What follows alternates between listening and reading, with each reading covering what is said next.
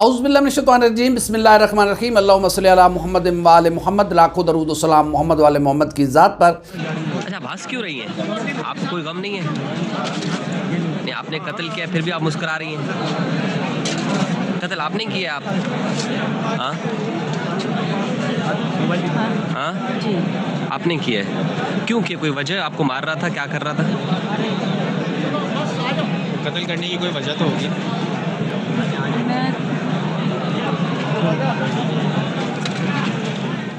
नाजरीन, कराची के इलाके सदर में रिहाइश पजीर प्रेडी थाने की हदूद में रिहाइश पजीर मियाँ बीवी के दरमियान एक ऐसा खौफनाक और लर्जा खेज़ वाक़या पेश आया है जिसने हर ज़ीरू इंसान को हिला के रख दिया है कि इंसान इतना भी वहशी और वहशत ज़दा हो सकता है, इतनी दरिंदगी पर वो उतर सकता है, इसका कभी ने सोचा ही नहीं था। यकीनन जब आप बेरारवी इख्तियार करेंगे, जब आप अपने कल्चर अपने रिवायात को ज़िबा करके आगे पहुँचेंगे तो फिर इसके नताइज इसी तरह भयानक अंदाज में आपके सामने आते हैं। कराची में दो मियाँ बीवी एक फ्लैट में रहते थे जिसका नाम रुबाब भी बताया जा रहा है, उर्फ आसमा उसका नाम है, और शेख सलीम दरअसल पहले से शादीशुदा थे और 2013 में चूँकि रुबाब भी अकेली थी, शेख साहब की अहलिया की डेथ हो चुकी थी, तो उन्होंने रुबाब से शादी की। रुबाब कहा जा रहा है कि क्रिश्चियन फैमिली से थी, बाद में शायद उन्होंने इस्लाम कबूल कर लिया था, लेकिन कहा यह जा रहा है कि उसका ताल्लुक क्रिश्चियन फैमिली से है। ये सदर के इलाके प्रेडी थाने की हदूद में दोनों मियाँ बीवी अकेले रहते थे। दोनों मियाँ बीवी जो है वो नशे में हमेशा 2013 से वो नशा करते आ रहे थे और अक्सर वो नशे की हालत में धुत रहते थे। कई बार रुबाब जो है वो नशे की हालत में प्रेडी थाने गई और उसने अपने हस्बैंड के ख़िलाफ़ वहाँ पर एप्लीकेशन दी और कहा कि उनका हस्बैंड जो है वो उन्हें ख़र्चा नहीं देता, उन पर तशद्दुद करता है। तो फिर जब दोनों मामला आता तो पुलिस उसके मियाँ को भी बुला के दोनों में सुलह करा के वापस भेज देती। आज से चंद रोज़ कबल दोनों मियाँ बीवी रात को आइस का नशा कर रहे थे और साथ कहा यह जा रहा है कि शराब भी पी रहे थे। वो इतने नशे में धुत हो गए कि किसी इशू पे दोनों मियाँ बीवी के दरमियान तलख कलामी हो गई। बीवी ने गुस्से में आकर अपने मियाँ को थप्पड़ मार दिया, जिसके बाद ये झगड़ा बढ़ा और साथ ही पड़ा लोहे का राड उठाया उसकी बीवी रुबाब ने और उसने अपने शौहर के सर में दे मारा। जब उसके सर से खून बहने लगा, जो पुलिस को अब तक की रिपोर्ट पहुंची है, तो रुबाब ने अपने एक कपड़ा उठाकर अपने हस्बैंड का खून साफ करना शुरू कर दिया। वो खून साफ कर रही थी तो उसने उसके जो मियाँ थे ज़ख्मी, उन्होंने उसका गुस्से में आकर हाथ झटका।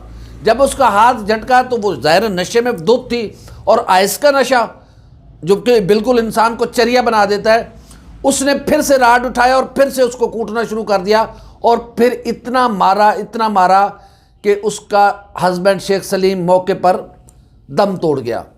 उसने तेज़ धार छुरी के साथ सबसे पहले अपने हस्बैंड का गला काटा और उसको बुरीदा लाश बनाई।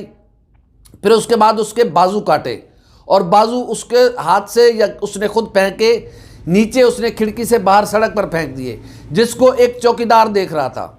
जिसके बाद रुबाब फिर अपने फ्लैट से उतर के नीचे आई, उसने कटे हुए दोनों बाजू उठाए, दोनों बाजू वापस ले गई और जाके फिर सुकून के साथ सो गई। जब दूसरे दिन उसको लेके जाया गया, जब पुलिस को सारा इस वाक़े का इल्म हुआ, पुलिस उसे गिरफ्तार करके ले गई, तो 2 दिन तक वो नशे की हालत में धुत रही।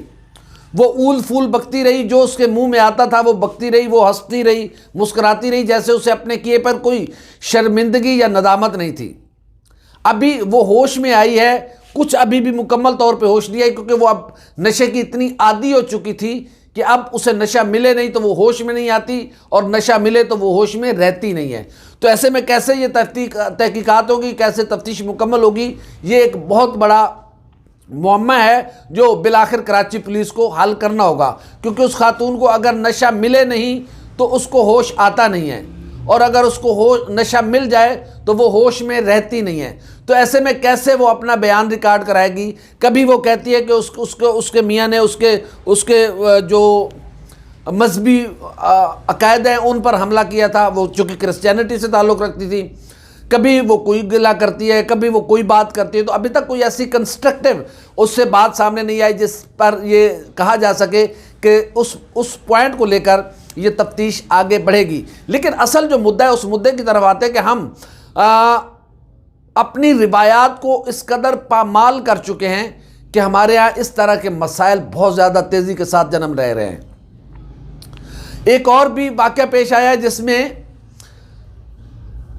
मियाँ ने अपनी एहलिया और उसके भाई को कत्ल कर दिया। कराची में फायरिंग करके, ये पटेल पाड़ा का इलाका है, वहाँ पर उसने अपनी एहलिया को और अपने साले को कत्ल कर दिया है।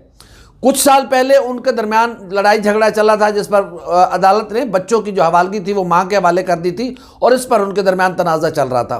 कहने का मकसद यह है कि छोटे छोटे इश्यूज हमारे यहाँ इतने पनप रहे हैं तेज़ी के साथ और फिर हमारे अंदर कुव्वत बर्दाश्त जो है वो ख़त्म होती जा रही है। हमें किसी की बात एक लम्हे के लिए हमें बर्दाश्त नहीं है और हम मरने मराने पर उतर आते हैं। ये इंतहाई ख़तरनाक साइन है हमारे लिए। हमें अपने अंदर बहैसियत कौम और बहैसियत मुआशरा हमें बर्दाश्त के कल्चर को फ़रोग़ देना होगा। हमें अपने बच्चों को ये बात बतानी होगी कि उन्हें बर्दाश्त के किस हद तक जाना चाहिए, आखिरी हद तक जाना चाहिए। बर्दाश्त की कोई हद नहीं होती। आप बर्दाश्त जितना बर्दाश्त करेंगे, यकीन कर लें वक्ती तौर पे आपको लगेगा कि वो चीज़ आपके ख़िलाफ़ जा रही है, लेकिन कानून कुदरत है कि अल्लाह रब्बुल इज़्ज़त का भी फ़ैसला है और अल्लाह रब्बुल इज़्ज़त का भी वादा है कि वो सब्र करने वालों के साथ है। इन्नल्लाह मअस साबिरीन। तो हमें सब्र के कल्चर को फ़रोग़ देना है, बर्दाश्त के कल्चर को फ़रोग़ देना है। अदम बर्दाश्त हमारे मुआशरे को खुदा ना करे तबाह कर देगी। हम एक दूसरे को छोटी छोटी बातों पे मरने मराने पे उतर आते हैं। कराची का ये वाक़या एक मिसाल है और मियाँ बीवी के दरमियान जो एक मुक़द्दस और पाकीज़ा रिश्ता है, उस रिश्ते को उसी तरह मुक़द्दस और पाकीज़ा रखा जाए। इस तरह की बेराह रवी का शिकार ना हुआ जाए कि दोनों मियाँ बीवी घर में बैठकर नशा कर रहे हैं और नशा भी इस हद तक कर रहे हैं कि उन्हें इस बात का होश ही नहीं है कि वो कर क्या रहे हैं। अगर वो रुबाब होश में होती तो वो अपने मियाँ शेख सलीम पर यूँ उसको थप्पड़ न मारती। अगर उसने थप्पड़ मार दिया था तो फिर वो राड से उस पर हमला ना करती। अगर उसने राड से हमला कर दिया था तो फिर उसको मुसलसल मारती ना रहती उस वक्त तक कि जब वो हलाक ना हो जाता। अगर उसने वो हलाक कर दिया था तो फिर उसका गला न काटती, सर को जिस्म धड़ से अलग न करती।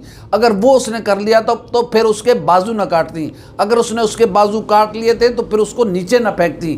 उसने नीचे फेंका था तो फिर उनको उठा के, यानी कि वो होश में नहीं थी।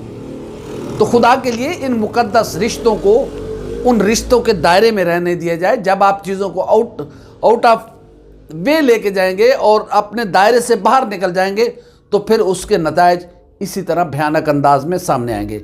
खुदावंद करीम से दुआ है कि हमें बर्दाश्त करने की तौफीक दे और हमें ये तौफीक दे कि हम बर्दाश्त के कल्चर को आम करें। हमारी वीडियो आपको कैसी लगी, लाइक करें, कमेंट करें, सब्सक्राइब करें, बेल आइकन के बटन को लाजमी दबाएं ताकि आइंदा जो भी हमारी वीडियो आए वो सबसे पहले आप तक पहुँचे। अल्लाह हाफ़िज़ नासिर।